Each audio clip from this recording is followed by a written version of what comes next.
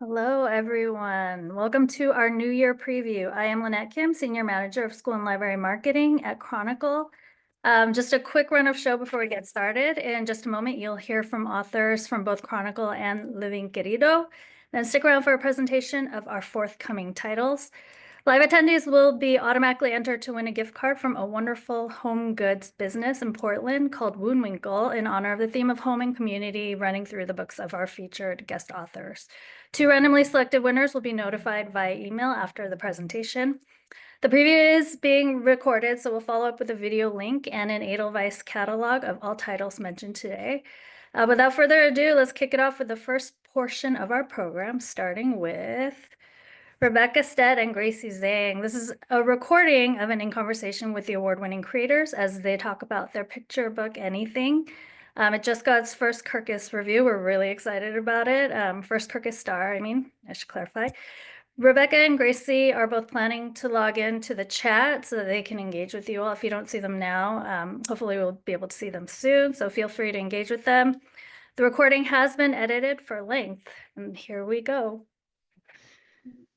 Hi, everybody. We are here today to talk about this new beautiful book, Anything. This is an approval advance. We just got it yesterday, and I am so excited that we have this to share with you guys in person. And I'm here with the author and the illustrator, Rebecca Stead and Gracey Zhang. And we want to tell you just a little bit about the process of making this book. So, Rebecca, I want to start with you, actually. This has been an incredibly long journey for you. I understand an almost 20-year journey. Can you tell us a little bit about that journey and maybe why it took so long and how you arrived here? I wish I knew. For me, this experience I had one night with my dad was always a seed that I hoped would germinate one day. And so it was almost 20 years ago that I first started trying. And my first step is always to try not to think too hard, not to have too tight a grip on the material and to just kind of get some words on the page. And it was the first time I was trying to write a picture book. And so that felt really challenging because every time I wrote something, I would immediately question it, even more than I do with my novels, which is I already am a big self-questioner. But for this one, it just took me a while to get a draft that I was willing to share with anyone. And then, then the second part of the story is really short, which is that when I did share it, I got just a lot of rejections, and a lot of people who felt that it was a story that was for a very specialized group, like a very small group of people, and not a wide audience or a wide readership. And I always thought that was wrong because I hope that it captures something about my experience of being a kid, and also a little bit my experience of being a parent watching my kids, but just sort of capturing the idea that sometimes the hardest thing to do is to say out loud, what you're really feeling instead of bottling it up. And then sometimes, the simplest answer is the best one, which is just sort of like a parent response just in the form of love, and to me that felt like a really universal story. So I was really, really thrilled when, I wasn't trying constantly for 20 years, but I was really, really happy when Chronicle offered to make this story finally into a book. And I could not be really more excited for it. I guess I'm a little scared, but also just feel incredibly lucky to have worked with Chronicle, and also to have Gracey illustrating has been just like a terrific dream and an honor. I love that, Rebecca. The heart your heart comes through so strongly in this book, and just working with you on it, I can see the way, you know, all of those questions you're asking yourself make the book better at every turn, and it's been so cool to watch your process. So I know this is a really personal book for you, and I remember at one point when we were working on the book, you told me a story about the rainbow scene in the book in particular that just really stuck with me. Will you tell a little bit about what inspired this book, and maybe a couple stories? Yeah.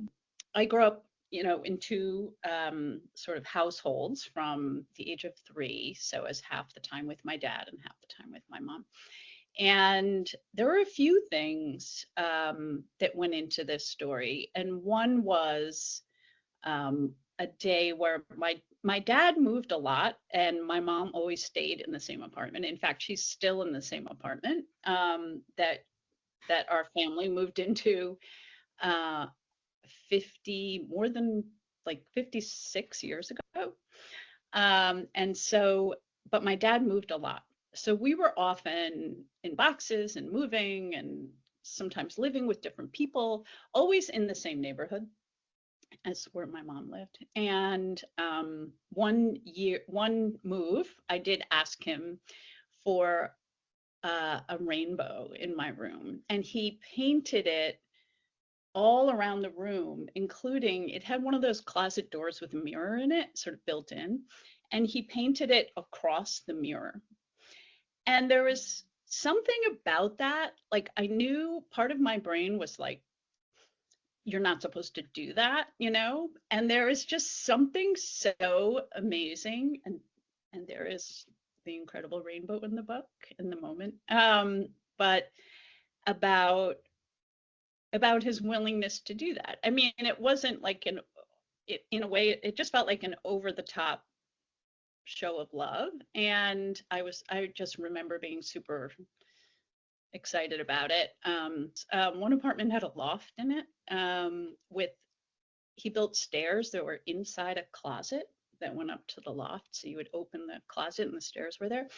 And then also there was one night when I was upset about something, and he sort of took me on a walk and carried me in a sleeping bag.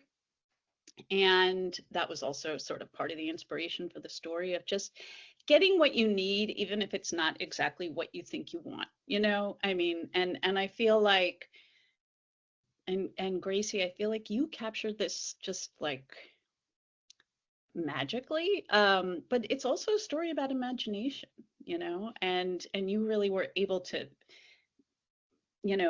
meet that immediately by providing these elements that were just from your side, like the fantasies about what the possible wishes in the story might be.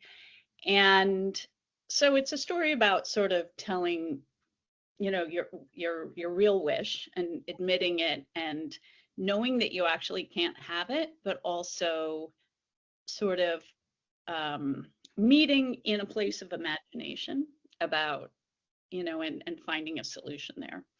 So that's a really long-winded way of saying that. It's a lot of little pieces.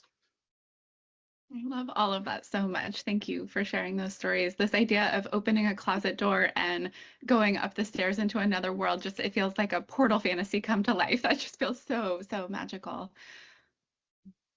And then this idea of over the top love also just really sticks with me, and I think that's one of the things we talked about with the title. This idea of, what does anything mean? It means anything for you, and I'm sure many other things.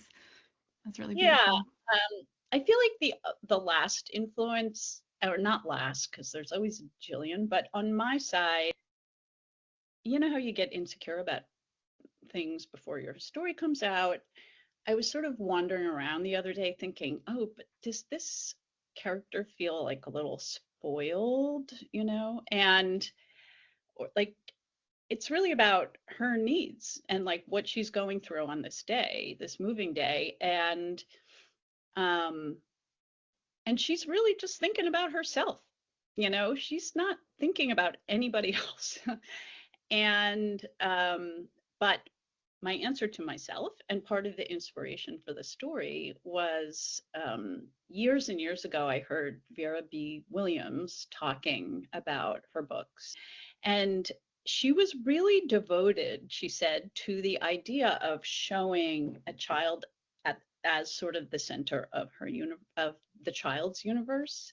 And she pointed at more, said the baby. And she held it, I mean, she sort of held it up for us and said, this is just a story of sort of moments where a a child wants more and is asking for more. And she showed us how she illustrated the kids. All the spreads are, for the most part, the kids are in the middle of the spread, so it was kind of like part of her literal vision of the book, but also just that kids sometimes need that. I mean, you don't raise a child later in life to believe that they're the center of the universe, but you can love them sort of as the center of your family universe. And so this was sort of one of my, I don't know, like my North Star in writing the book. And whenever I doubted myself, because I think there are a lot of books, important books, about kids seeing the bigger picture in the world and understanding their part in the world and recognizing other people's feelings and all of this stuff that is critical to being, a good human. And of course, I believe in all of that, but I also believe in kind of this almost selfish need sometimes that a kid has to know that if they're willing to be somewhat flexible and maybe use their imagination sometimes, they can have more. Wow.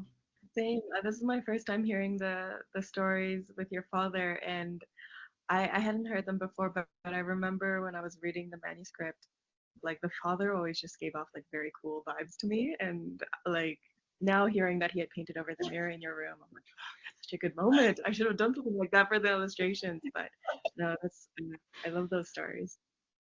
Thanks. Well, Gracey, I want to hear a little bit about this incredible world travel you have been doing while making this book. I'm not sure I have ever heard of anyone illustrating a book while on the road the way that you have just done. I feel like I started every email wondering where you were. And in fact, I want to start this conversation with you by asking where you are right now and what time it is, because I have no idea. It's actually the time, it's only 9:55 p.m. and I'm in Kabul, Afghanistan. And when I was working on this book, I started working on it in Dar es Salaam, Tanzania, and I had like done the bulk of the work, and then I had moved up north in the country, and I think once I got to Arusha, which is in northern Tanzania, I realized I didn't like the work I had done. And I was like, okay, I think I need to approach this a little bit differently. And so I restarted the work I had done there. And so the work that's in this book is the work that I did there. And I think there's bits of things done in Ethiopia. I finished up some of the painting, and that's when the interior artwork was mailed out. And I think we have some photos of the DHL packaging of the artwork. I remember looking at them like, do you guys have like boxes? They're like, no, we can do this ourselves. And then they just took like scrap cardboard and started cutting things, and I was like, please make they're like, no, we got this. And when we did all the mailing information, I was like, so how long will this get there? And they're like, oh, it'll take this amount of time. Don't worry, trust. And I was like, okay. And then I remember, I think I got an email from you, Ariel, where you were like, okay, we got the tracking, but it's not updating. Like, we're not getting any tracking updates. And I was like, oh my God, where's the artwork? But then it arrived like the next day. So it was like, okay, yeah, false alarm. I remember So you that telling was us the whole story and all of us just like being so nervous and taking this leap of faith on this guy who asked us to trust him, and he totally came through for us. That was beautiful. So thank you, man. Yeah, so it was a really the making of the book though was, I mentioned this I think before we started recording, like new process for me in picture books, but not a new approach. I think most kids who are drawing, they draw with whatever they have, and ballpoint pens are one of the few things I think that are very easily in abundance in most household homes. And so it felt like returning to the roots in a different way. So I sort of can't believe that it's a ballpoint pen. Like, which ballpoint pen? Can I ask? I just thought, well, actually, it was funny. I would go into a store and be like, "Do you guys have ballpoint pens?" They're like, "Yeah." And I started testing them out. I'm like, "No, this one's." And they're like, "They're pens. What do you want?" And I'm like, "No, I'm looking for something that's like not too liquidy, has a little bit of grip, but not like a gel pen." But most of them, I think they were general like Bic ballpoint pens. Uh, Ah, but there were ones that I started to feel a preference for. It's like so ridiculous as I say this. I'm like, yeah, no, certain pens I really all ridiculous. I want to know. they were non they were no name versions of Bic ballpoint pens. I think I through 3 or 4 pens for this book. Yeah. Wow. Okay, that Wow. kind of blows me away. That you Yeah. made art with, I mean, that's incredible. That's amazing. So I remember some story about you running out of paint at some point and then trying to find a replacement paint. Was this in the old style or was this in the new style? So when I was in Ethiopia, there were some kids that I met and I was painting with them, and they wanted the paints, and I was like, "Oh, I don't think I'll need them anymore. I'm done the work." So I gave them the paints. And then I realized we have the cover, and I was like, "Oh, shit, I need the paints." And so by that time, I think I was in Kurdistan, Iraq, and but there was a few paint shops. The texture was a little bit different though, like they weren't as pigmented, and, and the red was slightly different, but hopefully no one picks up on that. In the cover, I was able to find a replacement and work on It's gorgeous. Utterly wonderful. Yeah, so that's been where the book has traveled to before being made into the physical book. How incredible. I love that. One of the things we talked about so much during development was the way that this art style with its kind of limited palette feels so classic and really it harkens back to, children's books from the 60s and, a long time ago. And I would love to hear a little bit about your inspiration there and then also how you kept the style so fresh and contemporary at the same time. Yeah, actually, you hit it right, the nail on the head, actually. I was really, so before I start any book, like there's the photo references for like the actual drawing references for the book, location, things like that. But then I usually keep a folder of art references, like art inspiration references, where I try to have a general theme or feel for the book. And for this one, I had a lot of Andy Warhol's ink drawings, where he has a very limited palette. He has a few, I think of some of the famous ones are the Cupids and the cats. And so actually for some of the color tests, I just directly pulled those colors and I was like, I don't think these colors are working. So I chose different colors, but I was trying to emulate this almost intentionally bare, but with lots of detail with the ink. So that was the direction I was thinking of when working on this book. Well, I want to end today by asking you a question about wishes. So, as we know in this book, our protagonist wishes for 3 anythings. And I am curious if you had 3 anythings to wish for, what would you be wishing for right now? I forgot that you sent us that question ahead of time. I can go first if it's like, cause I'll condense it to one actually.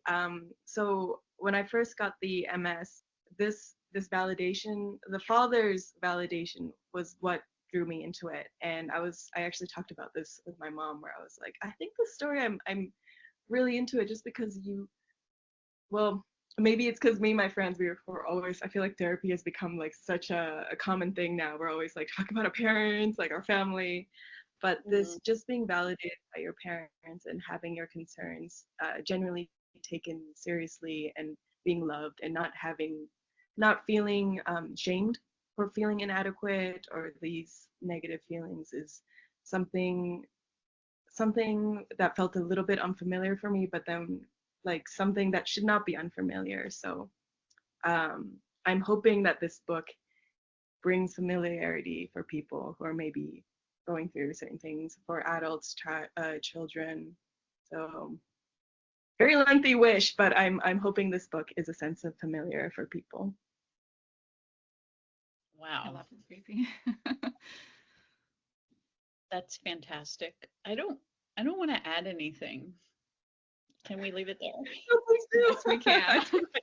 It's Really? beautiful. Well, thank you guys for chatting today. It's so special to all be together. This is the first time we have all had a conversation together, and I am so grateful for you both, and I can't wait for everyone to get to read this book out in the world. Yay. Thank you. Thanks. Thank you.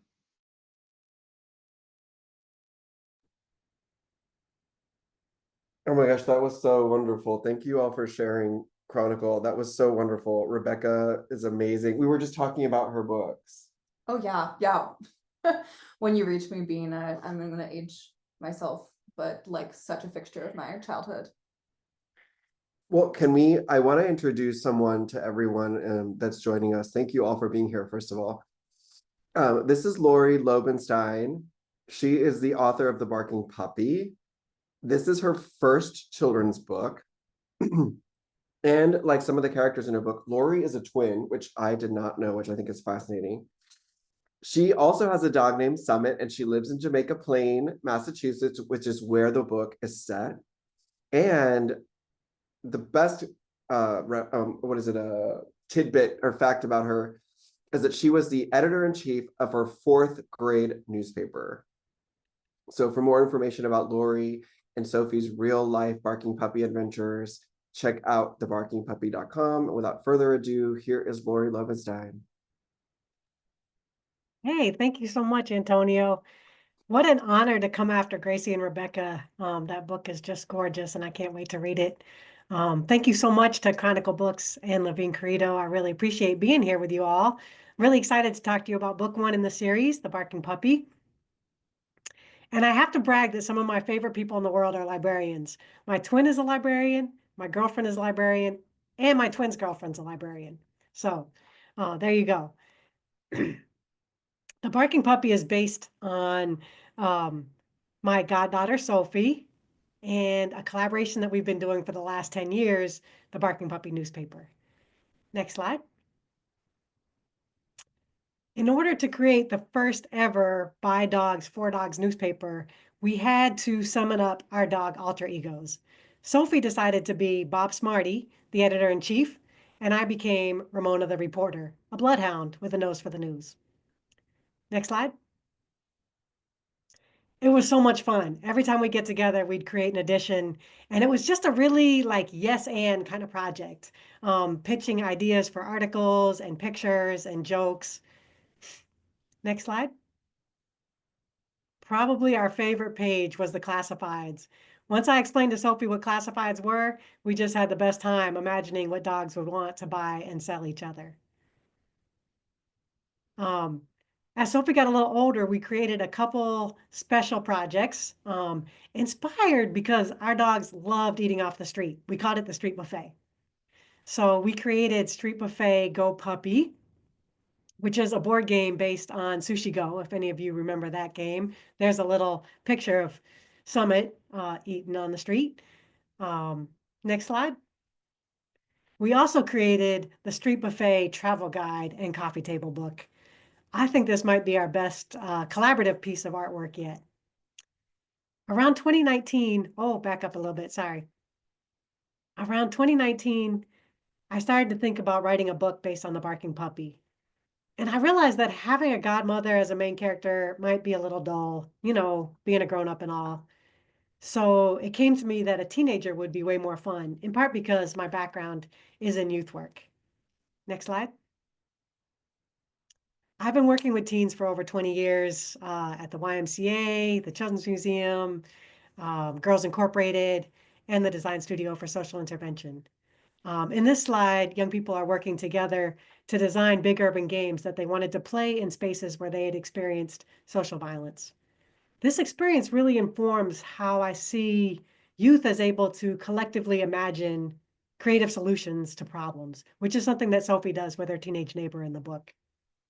Next slide. Another thing that I bring to my youth work and to the Barking Puppy is being a tomboy and a sneaker lover. I started femalesneakerfiend.com in 2005. It was a website for a lot of girls and women like me. I mean, such a diverse community ended up coming together, young and old, gay and straight, diverse cultures from around the world. It was just amazing how many people flocked to the website. And I thought about this as I created the series because I really wanted Sophie to have a community that supported her as she learned how to unabashedly bring her full self, from her beloved Vermont overalls to her dog alter ego to her identity as a biracial Black girl. Next slide. So back to book one. When 11-year-old Sophie moves to Boston with her two Jack Russells, she meets her neighbor, Juno, and immediately connects. Like that quirky teenage neighbor and her breathing challenge pug, they get right to the dog business. But it isn't all easy. Her classmates don't understand the overalls. Her upstairs neighbor hates the barking. And Juno's pug needs surgery that her family can't afford. So they decide to start the Buy Dogs, For Dogs newspaper, the Barking Puppy. Will they be able to sell enough copies to raise money for Bonnie's surgery? Will the landlady kick Sophie and her mom out before they get to start? Will people even think it's funny? So many questions. I'm not going to give you the answers. You'll have to read the book. But while we're here on this slide, I want to shout out Il Sung Na, the amazing illustrator who brought us to life. And speaking of bringing us to life, I want to show a clip from the series trailer that Sophie and I made that will kind of highlight some of the real dogs and humans behind the book. I do want to say before we go to it that a couple of the characters, Ms. Najma and Sophie's Nana, don't actually come in until book 2 or 3. Can we see the clip? Something that's really cool about the Barking Puppy is that a lot of it is really drawn from our own lives. Sophie really sells the first copy of the Barking Puppy at her mom's clinic. And Lori really does live in Jamaica Plain, and there are a lot of no pooping signs there. Bonnie really has a treat drawer, and she really does do spins in front of it. And Bella and Malik really are friends. Summit really does scoot, and she loves the street buffet. I really was the only brown girl in Vermont. And Eleanor loves to swim. And Sophie really has a reading tree. And Baba can jump like 5 feet in the air. It's very impressive. And Sophie really can unicycle. It's awesome. And Nana really did hide dog treats in her bathrobe to give to the dog. And we really did a dog circus. That we did. And Rudy is a great comedian. And Ms. Najma really did organize students to keep their school from being closed. I hope readers of the series laugh out loud. I hope they read their favorite parts to their dogs. And I hope they get inspired to take on things that matter to them.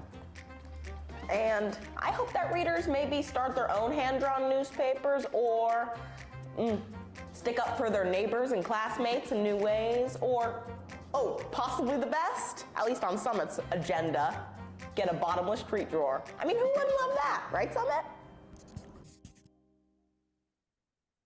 So fun, right? Before I take questions in the chat, I want to say Sophie informed this book in so many ways, from contributing her lived experiences to her ear for youth dialogue and her uncanny blend of human and dog humor. I also want to say that she and I were in an artist in residency in 2022. We were putting together the Barking Puppy edition featured in the book, and she created 2 documentaries. She was really into film in high school. So I'll put those links in the chat. They're super fun to look at. I'll also put a link in the chat for the Barking Puppy activity guide. So if you or your young library patrons or students want to create your own dog alter ego or write your own dog classified or come up with your own article, that's all there too. Thanks so much for having me.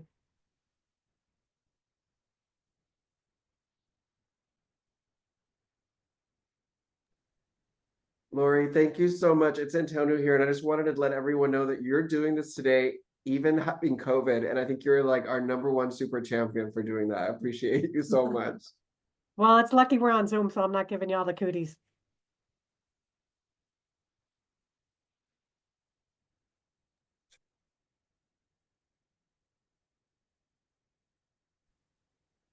All right, well, if anyone has any questions, I just want to double check the chat. If not, feel free to keep typing in the chat box. We can always send questions to Lori as well. I just want to say I had the honor of meeting Lori at NCTE last November. When does the book come out? Great question. That's an excellent question. It comes out April 1st. And we'll send more information in our follow-up email about the book. Yeah, I had no idea of the background behind this story. This is amazing. This presentation just brought me so much joy. Also, Lori, you should know that Chronicle Marketing, we're huge dog fans. I'm sure there are cat fans as well, but I think you made a lot of our days. We have another question. Will you do a sequel? Oh yeah, I just finished the draft of book 2. I'm really excited to send it to Levine Querido this week. In book 2, Sophie is teaming up with her neighbors to fight gentrification. She and Juno are doing a dog circus block party, and she and her classmates have a really creative dog spin on fighting to keep their school from being closed. And in book 3, Sophie's Nana comes to visit for a few weeks over the summer, and Sophie's Nana has dementia. This is also based on Sophie's experiences, and she really has to lean on all of her dog park friends, human and canine, to support Nana while she's visiting. I love that we get the scoop here, you guys. You're all hearing this first. Right.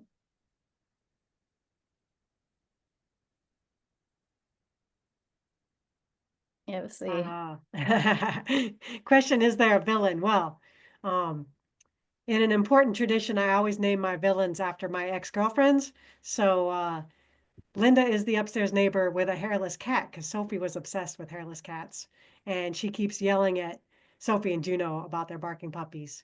And in book 3, the new neighbor, Mr. O'Connor, is the villain. And he is a gentrifier who really likes to tell people what to do and how to do it.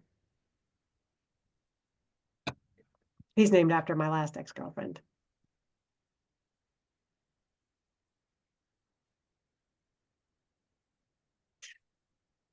Lori, I just want you to know that the cackle that came out of our mouths over here when you just answered that last question, that cannot be reproduced. See that someone's asking you how you see this being used in the classroom? I actually got to test it out. I told you my sister's a librarian. She's an elementary school librarian. I got to test it out with a class that she had read it aloud to. And we did the activity of designing your own dog alter egos and designing your own dog classifieds. So we showed them some examples and they got busy drawing and they had some great work. So I'm really excited to hear more about how teachers and librarians use it with their students. I'm also curious, like, when I was first writing the book, I shared it with a couple of my sort of age-appropriate neighbors. One of them got right to work writing her own list because Sophie loves lists, and the next one got right to work writing her own newspaper. So, I'm really curious to see how it plays out. Maybe someone will do a cat newspaper. Who knows?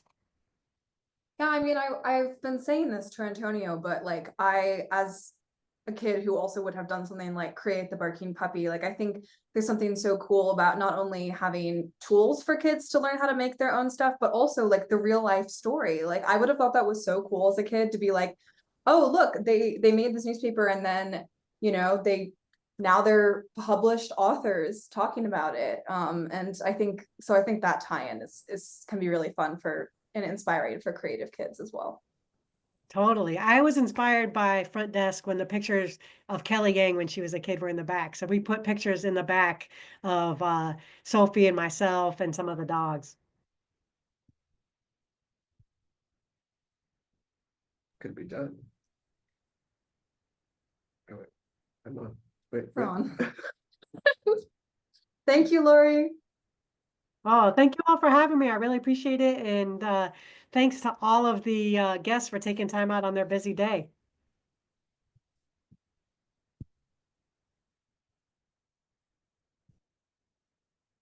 Okay.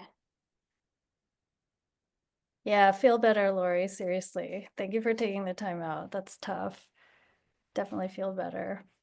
All right, thank you so much, authors. We loved hearing from you. We do want to go ahead and get into our spring titles. So I am going to kick us off with our picture books from Chronicle. All right, so I'm delighted to announce that our favorite pint-sized dino is back, and he's really excited for the first day of a brand new school year. In fact, he is ready for anything, or at least he thinks he is. You can't be prepared for every oopsie, and that's okay, because even tiny dinosaurs can grow from their mistakes. This is my favorite spread because Tiny's eyes are closed in his first day school photo, which is basically me in every picture that I take. Last spring, pop country artist Maren Morris teamed up with her BFF Karina Argo to tell the tale of Addie, an ant who embarks on a delightful adventure through the garden while learning the importance of independence and community helpers. The Today Show called the book A Peter Rabbit for a New Generation. And their follow-up, Beatrix Butterfly Wings It for Once, turns its attention to the feisty Beatrix, a butterfly whose well-wrought plans for the day are just going all wrong. But with the help of her friends and a little shift in perspective, her day may become the best one yet. Don't miss illustrator Kellyanne Dalton's cast of characters. They're inspired by the likes of Salvador Dali, the late great fashion idol Iris Apfel, and Jane Fonda, circa the 1980s in Legwarmers. Next slide. All right. Warning, this absolute gem of a story will make you hungry. Mariam Al-Shar is a name you might already know if you watched the documentary Sufra. Mariam grew up in a Lebanese camp that houses refugees from Palestine, Syria, and Iraq. She decides to fill a need in the desolate conditions of the camp by starting a food business, but she's immediately told, for all the reasons you can probably think of, that this is impossible. Well, Mariam's determined. She sets out to build and lead a community of women so they can share their talents, connect to their roots, and serve the community. The result is their food truck, Sufra, and this is a word I'm told is not easy to translate, but can mean feast, which I think is an awesome word. Here's a story of the power of community and the flavors of Palestine, Iraq, Syria, and Lebanon.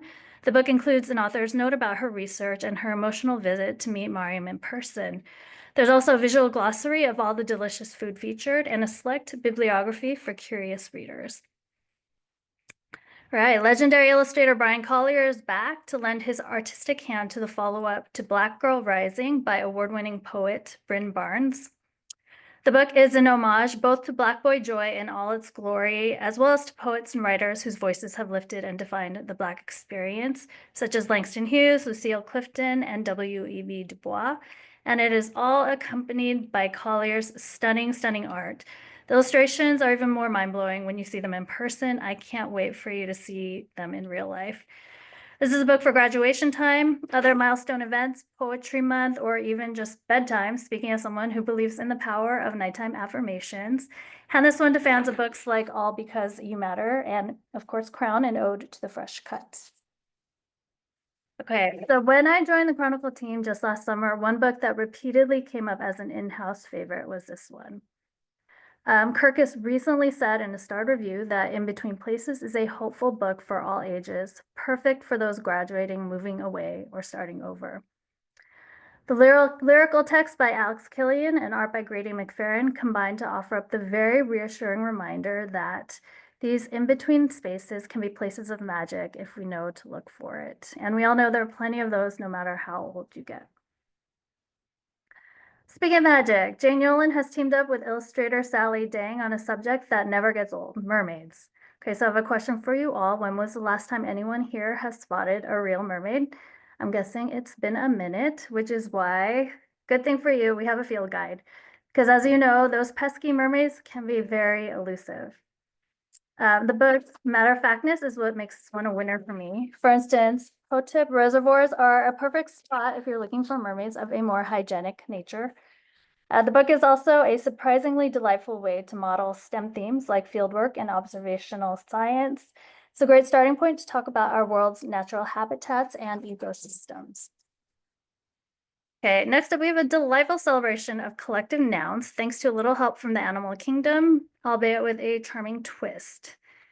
Okay, hang out with a band of gorillas, a congregation of singing gators, a dazzle of zebras on stage, and other animals as they go about their busy day, or not so busy day. The watercolor illustrations have a wonderfully classic feel, and the rhyming text makes for a wonderful read aloud and learning journey that will make these collective nouns unforgettable. Okay, so full disclosure, I love rice. I don't think I could live without it. Well, our story's protagonist, Min, is the exact opposite of me. Min hates rice, and you know what? The grains of rice aren't going to take it anymore. They're fed up, they're leaving, and what follows is a story of how rice is made and one culture's mythological history behind a food that crosses countries and cultures.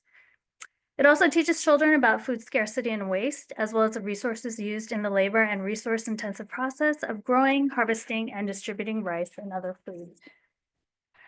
Here are the end papers, just because I love them. Every book purchase benefits kids in a global literacy program called Room to Read. We've partnered with them to support children's book creators from around the world.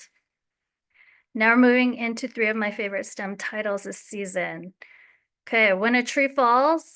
I love this book so much. It's a poetic look at the life cycle of a tree. You would think the falling of a tree marks the end of its story, but in fact is actually a whole beginning as the tree goes on to support an entire world of diverse species.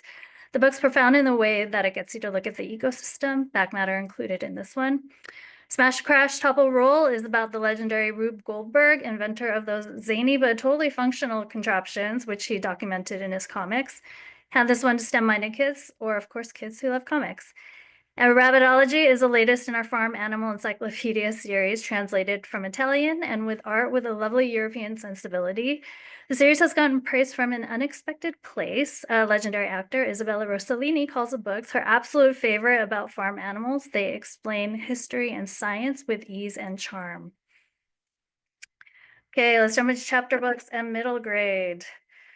Story of Gumluck and the Heroes is the 3rd installation of Adam Rex's Adventures of Gumluck the Wizard, a series that has been described as Monty Python for the early reader set. I don't remember who said that. If you can claim this quote, let me know. And the 3rd book in the beloved Henry series by Jen Bailey and Mika Song might be my favorite yet, if only for the fact that Henry's hair is parted right down the middle the entire course of the story, because it is picture day for Henry, and of course, for some reason, that's how your hair looks on picture day. The Callers is a middle grade fantasy series about a world in which there exists the magical ability to call or summon objects, but as one boy finds, at a terrible cost. The 2nd book, The Hidden Forest, pubs in May.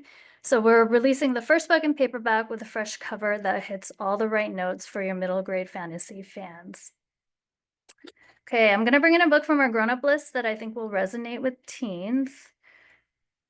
Play It Forward. Together is a media group co-founded by kick-ass pro athletes Alex Morgan, Chloe Kim, Simone Manuel, and Sue Bird. It was named one of Fast Company's 10 most innovative sports companies, and it focuses on sports storytelling rooted in lifestyle and youth culture. Their latest project, Play It Forward, curated the stories of 25 women from all corners of the sports universe.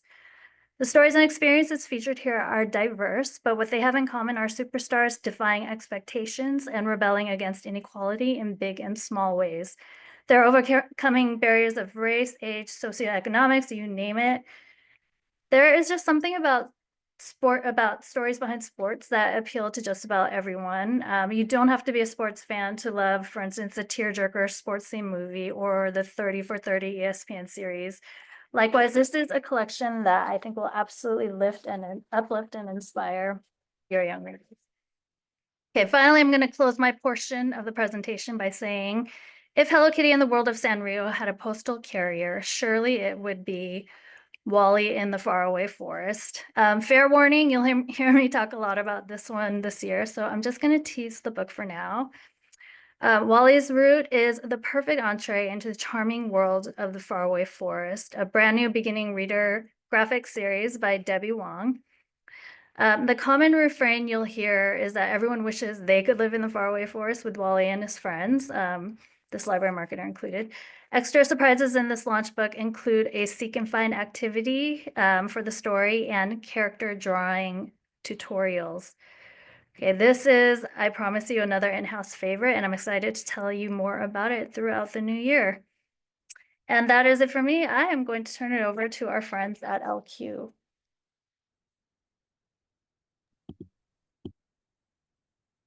Yay, Lynette, that was amazing. You're so good at this. Do you want to do ours too? Well, anyway, so I'm Antonio, Hi, and I'm Carrie. and we're here at Levine Querido. We're in Hoboken, New Jersey right now, and we're so excited to talk to you about our spring 2025 list. So let's get it started. Oh, by Noni's first. Okay, so let's see. Do you want me to come on and do it? Go ahead, Alice. Go ahead. Okay, I am not in Hoboken, New Jersey, but I am from LQ. I'm Alice, and I am from Washington, D.C., and this is By Noni from Mari Lowe. You might remember Mari Lowe as the two-time Sidney Taylor Award winner of Aviva versus the Dybbuk. Now she's back with her third middle grade novel, and this time she's centering a young Orthodox Jewish boy's perspective. Ezra is 13 years old, and he's used to being perfect, the best. Which is great because he's actually being trained to defeat the root of all evil on his upcoming birthday. What's not so great is that weeks before his birthday, and the night that humanity is counting on him arrives, he actually starts to falter in his success. He is no longer the best, and the only friend who seems to understand and want to be around him is the friend that everyone is telling him to stay away from. So, is Ezra still the chosen one? Can he still defeat evil and restore peace to the world? We'll find out. This is a page-turning middle grade adventure from one of the best voices writing today. Mari is a middle school teacher, and that background translates to an immersive, authentic voice that will have you thinking you've opened up the diary of a 13-year-old. You'll witness the complexities and nuances of Ezra's friendships as he navigates the challenges of growing up. Hello, this is me. So for those of you who already know J.E. Thomas from Control Freaks, a personal favorite of mine, of LQ's. It is, for those who haven't read it, Control Freaks is a multi-POV STEM competition, kind of in the vein of the Candy Makers, but if it was STEM, and which we put out recently in paperback with a fun new cover. This is J.E. Thomas's next book, which we think is even better. Super excited about it. It's called The AI Incident. It is about a kid named Malcolm. He's been stuck in the foster system his whole life. He's determined to find an adoptive parents. It doesn't seem promising right now because he's in a foster home with a really grumpy foster mom, and he doesn't think there's any chance she'll take him. So he's kind of scheming about how to go deal with that. And in the meantime, at his school, a visiting scientist brings his AI program robot in, and Malcolm is assigned to escort it around. But it soon becomes clear that the AI has some nefarious plans and begins taking over the school and curriculum. And as Malcolm starts bonding with his grumpy foster mom, it tries to mess up their relationship. So Malcolm and his friends have to stop the encroachment of the AI from messing with both their school and his personal relationship. So this one, it's classic J.E. Thomas. It is super fun, funny, has a lot of memorable characters, and this really strong emotional thread at the core of Malcolm finding love and family in his surroundings, and also obviously has the timeliness of AI. And Jan really knows what she's talking about with STEM speak. So there's a lot of there are concepts explored here that I didn't even know middle schoolers were thinking about. All right, you can move on. Thank you. Oh, so Samir. So this is just the paperback release of Samir of A Seller of Dreams, which is a Newbery Honor book. And so I just wanted everyone to see the new cover direction. I don't know if this is the final version. I feel like there's a more final version, but it's going to look something like this, and it's going to be in paperback. It's going to be under new trim, and I'm just really excited to share it. What's next? One of the boys. This is a YA debut, and it is about Grace Woodhouse, who was a star football player until she came out as trans and had to leave a lot of aspects of her life behind, including football. So when senior year starts, she's finding her place in early transition, new social circles, and in a life without football. But when her skills as the best kicker in the state proved to be vital, her old teammates beg her to come back, dragging her back into a way of life she thought had turned its back on her forever. And when a chance meeting with someone important in college football cracks that door back open, she has to decide how much of herself she's willing to give up for the game she loves. So this author is herself trans, herself a former football player and current sports writer. So again, really knows what she's talking about. And this one has been generating a lot of excitement recently. It was an indie introduced pick, and it was recently featured by LitHub as a most anticipated release of 2025, with a great quote from Dahlia Adler, who was saying how it's the perfect storm of her obsession with YA sports fiction and wish to see more trans girl rep in YA, especially when there's such a microscope specifically on trans girls in sports. So we obviously completely agree with Dahlia on all of that. And that's really nicely sums up why we're so excited about this one. Oh wait, and here I have the hard copy here. It's just gorgeous in person. Yay. Oh, so this is Alebrijes. This is the second book in the Last Cuentista series, and it's also going to be out in paperback this spring. And I wanted everyone to see at least the cover direction for the newest title. I don't think this is the final either, but I wanted everyone to just see where it's going and get excited about it. What's next? Oh, Futbolista. Okay, so let me go to my script. This is I wish that I had an arc to share with you guys, but it's so popular here in the office that all the arcs are done. So they're gone. And so that's how popular it's going to be. So you should go to Edelweiss right now or NetGalley and download a DRC, because that's all we got going on. So this is a classmates to friends to lovers romance. It's equal parts raunchy, heartfelt, queer, Chicano, and it's all centered on college soccer, or football, as we would call it in my house. This is a sports romance for fans of like Bend It Like Beckham and Red, White, and Royal Blue. Futbolista, it follows the first semester of one student's freshman year of college, navigating who he is, who he's allowed to be, and who he wants to be. So I think the reason why people are going to love this book is because it's kind of a familiar world with a new twist. We're stepping back into the beloved universe of Johnny Garza Villa, but now with a more mature and captivating twist. Johnny is such a star on the rise, absolute literary force, who has a very dedicated fan base and a track record for award-winning books. I think it's really important to notice that Johnny has incredible reviews on Goodreads and on Amazon. 4.9 on Goodreads is almost unheard of, just because of how vicious and fierce it can be. But also, I think an aspect of this book that I love is the groundbreaking representation. We have sports romance, but we also have protagonists who are queer, who are Mexican American and Chicano at the sort of center of the story. And overall, who does not love a touching love story?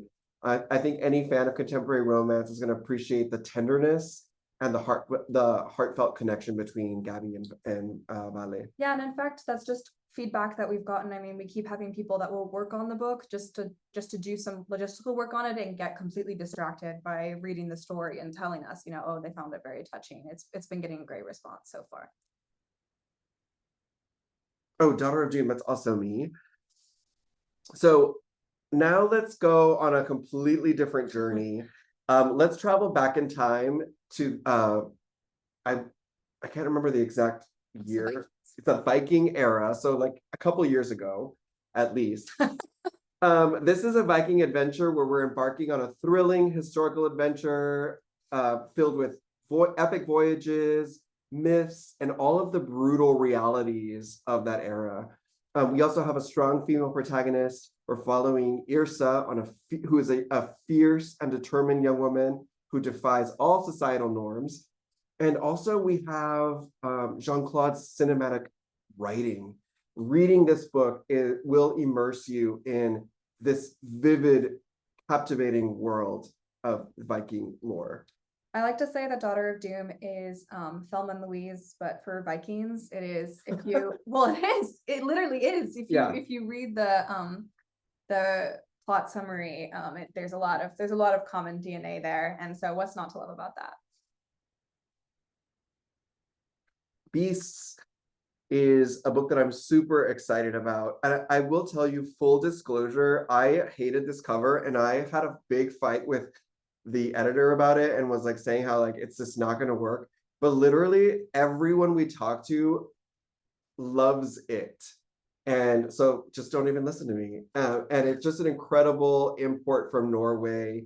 One thing about this book that I think is really incredible is look how short this is. This is one of those short reads for reluctant kids who are not necessarily wanting to read a 400-page middle grade. It's horror. It's just got all of the ingredients for a really great, captivating read. So like I said, this is a terrifying book.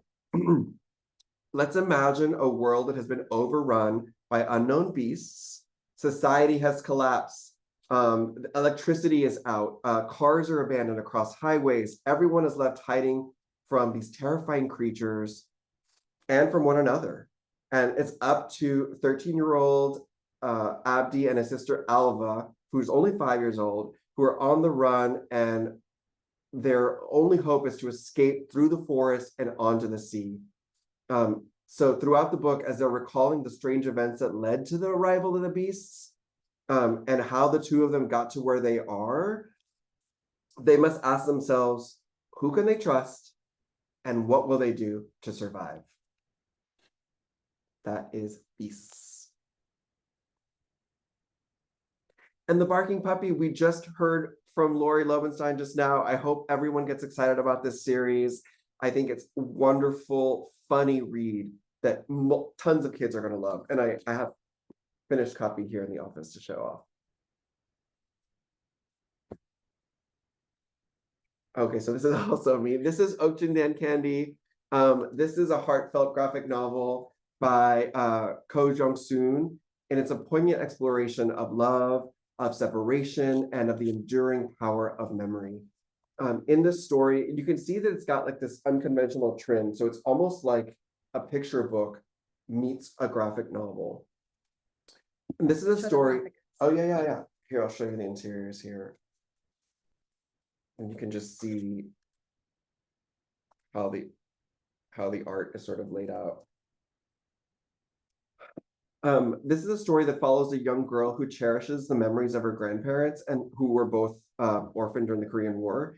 And through each illustrated page, we witness their simple life amidst a rapidly changing Korea. Each stage of their life, however, is sweetened by the gift of ochingdang, which is this traditional Korean candy that sort of becomes a symbol for their deep affection. It's absolutely a comforting tale, and it's illustrated with lots of subtlety. This is a debut graphic novel that is, and the artist, Jong-soon, is known for tackling challenging topics. She's offering a comforting yet honest portrayal of love, of loss, and of the inevitable march of time. So there's a real faded elegance to this. And there's also a really important use of color that I won't give away. Also, this book already has 2-star reviews, and we may or may not know about it being an editor's pick for one of the trades coming out soon. We won't spoil that. Yeah, so look out for more about Ochingden Candy. Alice, take it away with a float. All right, I'm back with A Float from multi-award winning Ghanaian author Curly Saunders and Kate Greenaway medal winner Freya Blackwood. We have a float.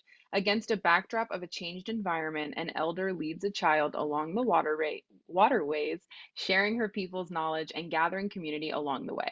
This uplifting and inspiring picture book uses the practice of weaving as a powerful metaphor for the honoring and teaching of First Nations wisdom and the coming together of all people to survive, thrive, and create a more hopeful future. This book is filled with the most beautiful illustrations. Truly, if I had a copy, I'd be showing you, that really capture a sense of community, warmth, and just love for one another that really comes through. I think the illustration style, for lack of a better term, is so intimate and it really takes you there. And it's just a beautiful portrayal of community and perseverance.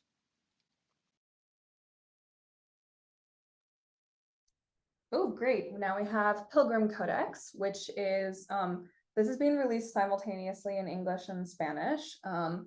It is a picture book about one immigrant family's journey north, but it's been illustrated in the style of the vein of an ancient codex, Traveler's Codex.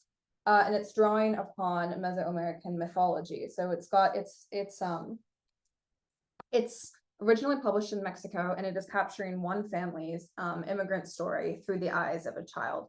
This one is really, really special. It already has 3-starred reviews, and as Booklist says, it is unique in cadence, representation, and execution, just totally unique. And they also say it deserves careful attention and contemplation, which I totally agree with. Also, I just think that the color palette is a lot of fun for kids. I was showing it to someone recently who said that it reminded them of like a video game, like sort of Mario-ish, and I totally think that is what it is, intentionally or not, evoking. So that's fun. It's Pilgrim Codex. What's that? And that's Oh, the that's Spanish edition. Yes, Yeah. thank you. My presentation today is about the anaconda. Speaking of things that this got a lot of attention at NCTE, we had advanced copies. I know that a lot of teachers were really happy about the like nice large text that we have here. It's a hilarious middle grade nonfiction book of oral presentations given by animals, for animals, and about animals. So you'll have like a mole telling us about the daddy long legs, or a cleaner fish presenting on his friend the shark.